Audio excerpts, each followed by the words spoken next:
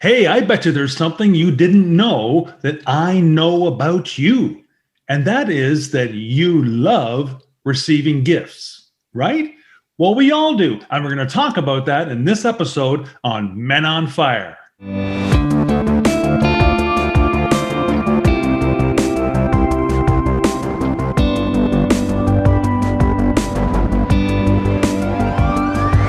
Hello, everyone. Welcome to Men on Fire. My name is Mike Aren, a former mechanic and engineer turned transformational teacher. And each week I'll deliver an inspiring message to help you excavate those repressed inner negative feelings and install new thoughts that will finally allow you to truly become the person you were born to be.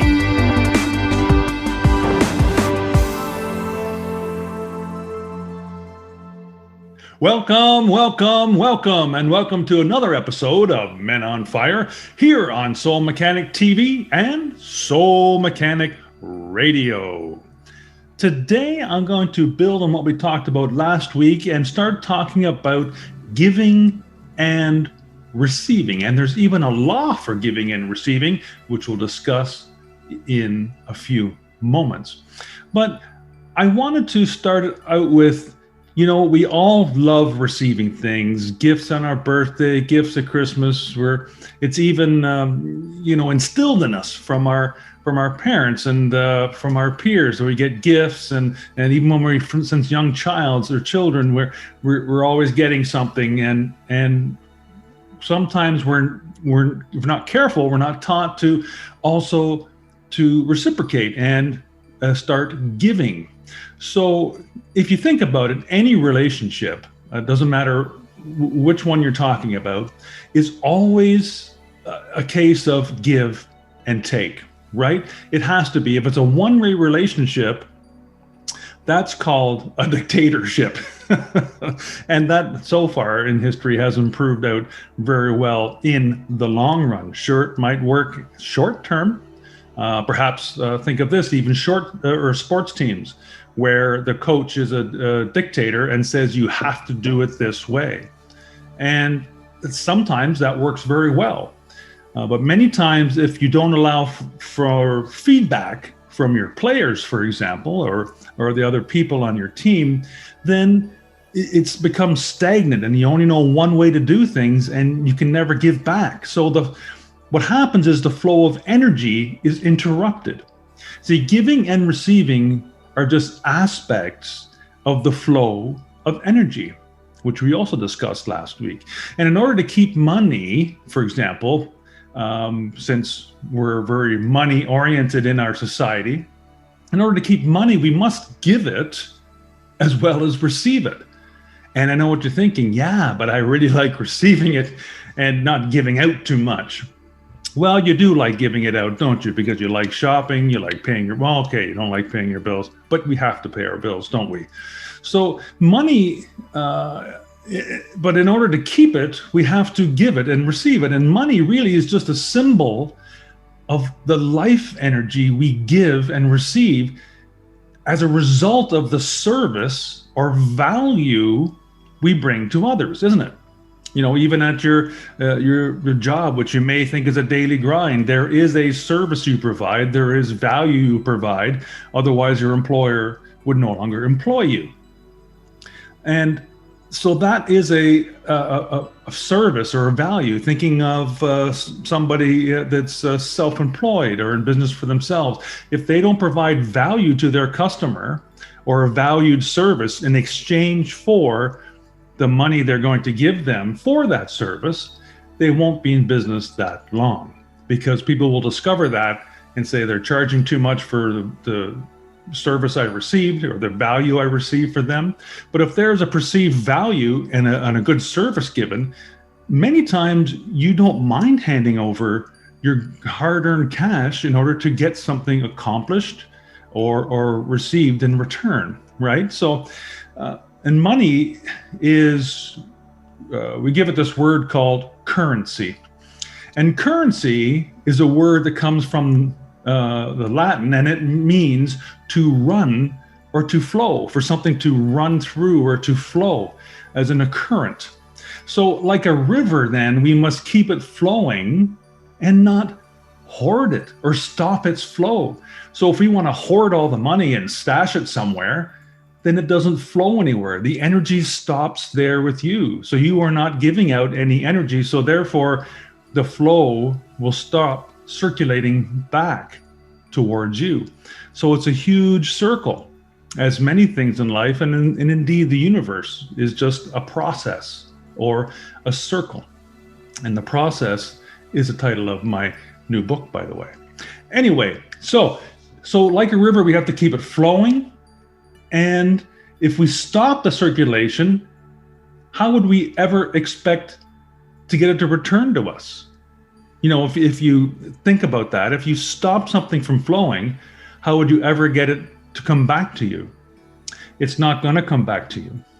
And Richard Branson once said in a book that I read, he said, money is for making things happen, not for hoarding, not for stashing. And to be clear here, I'm not saying that, you know, you shouldn't save for a rainy day, or you shouldn't keep money in a safe place that you can get at when needed, and keep enough to pay all your bills and all. I mean, that's just organization and taking care of everything you need to take care of. But when you start getting money in excess, maybe there's something you can do to make things happen out there, to help be of service and bring value to others.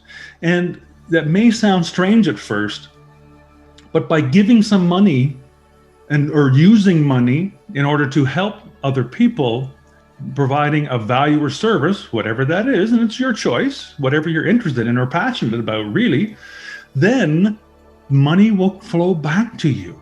I guarantee you, it'll start coming back to you. So, and many times, many more times than what you first gave out.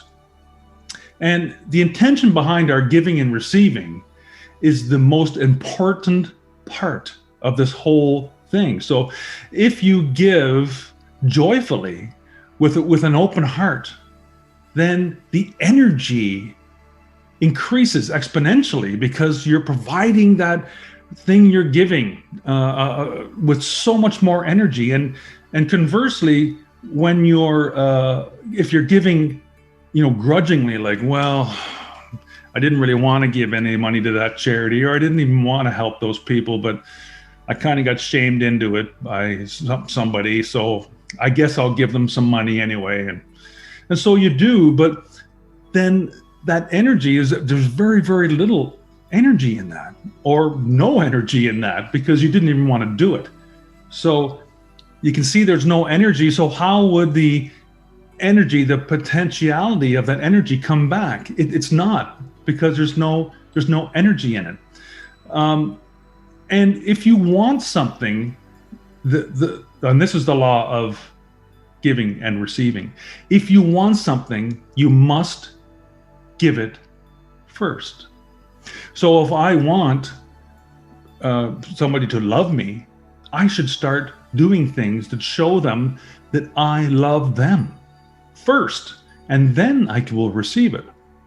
Or if you want more money, well, start doing things or providing services and value which will bring you money. If you just sit on the couch and say, I want more money, I'm going to use the law of attraction, think about it as much as I can and put out the energy that way, it doesn't work. You're not doing the work. There is a work component to it, right? So you have to do the work by offering whatever you wish to other people first, and you find a way to give that. Now, it doesn't have to be huge, right? I mean, if I sat here and just looked at the camera and said, hi, I'm Mike Aren, I'm so happy to meet you, wouldn't it be nice if we shared a cup of coffee together? Or if I said, hi, yeah, so-and-so told me I should come over and talk to you, and maybe we can, I don't know, I don't even want to really have a coffee. So did you feel any energy in the first one that you didn't in the last one? And this is just over the internet, and virtually you're watching this, but you can feel the energy, can't you? So it's so much more extrapolates even further when it's actually something you're doing in the actions, right? Because you think of it, then you speak of it, then you do it, and it's so much more energetic vibrations into the universe. So the law of giving and receiving is, if you want something, you must give it first. And give it to everyone you see if you can. And it doesn't have to be huge gifts like handing out $100 bills or anything like that. It could be a smile. It could be a nod, a recognition of something, or saying to somebody, wow, you did a really good job there. Small things like that just go so far in helping other people realize, and the next person they meet, they smile, or they give them kudos for something they did. Instead of being reserved and not saying anything because, geez, I wouldn't want that person to feel good, because what if they get ahead of me in something, or they start feeling better, doing better than I am, and I like to feel comfortable in my own shoes and not let anybody get ahead of me. Otherwise, I'd have to do something to change, and I don't want to change. I'm comfortable where I am, even though I want a lot of things, but I don't know, they just don't seem to come. So I guess life sucks, and then you die. So yes, that's what so many of us are doing. We're just nose to the grindstone consumers, not thinking about how the world actually works, and how your soul works, your heart works, your mind works. It's all connected here. So give a gift to everyone you see if you can. And there's nothing you lack in your life, because you are inherently affluent, always.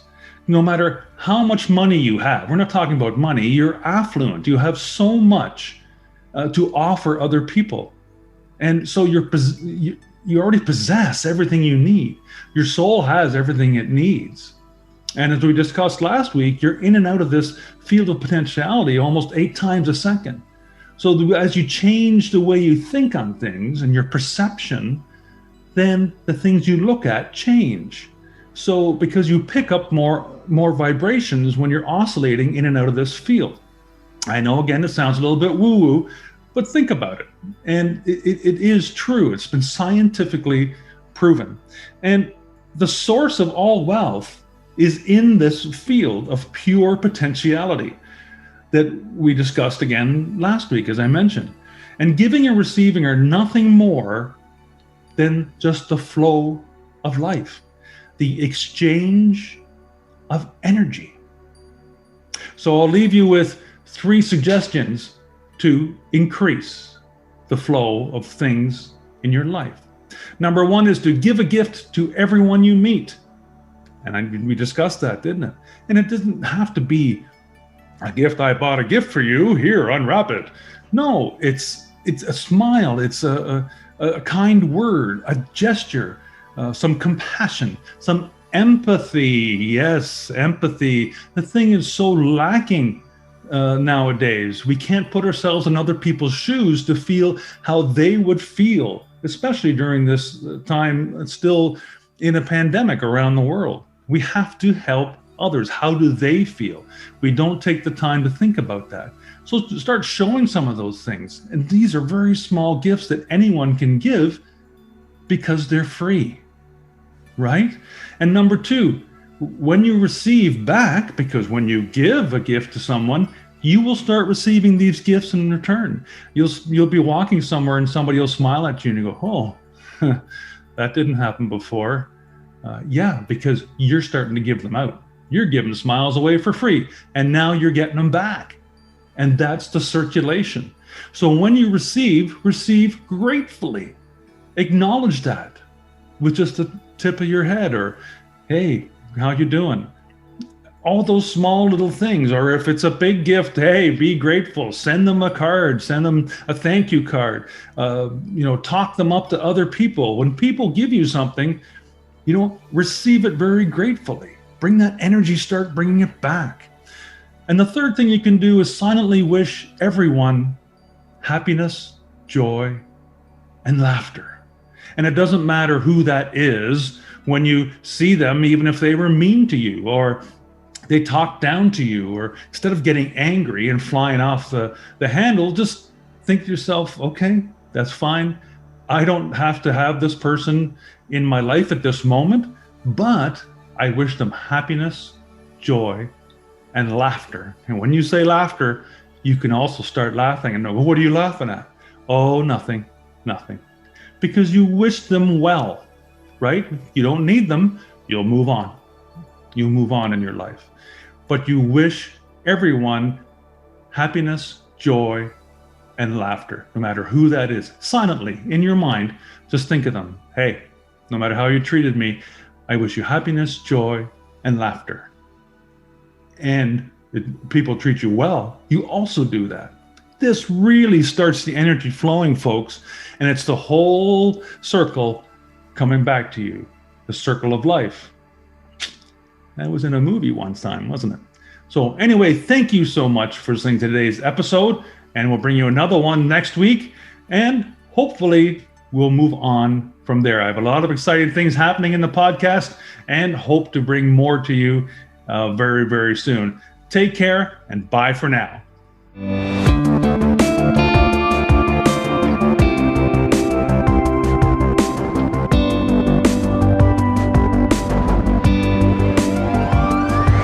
Thank you so much for listening to today's episode. As always, keep what feels good and dump what doesn't. And remember, live without judgment, give without expectation, and love for no reason. Follow those 3 simple expressions, and you'll be well on your way to an inspirational, intentional, and successful life. Until next time, you're the one.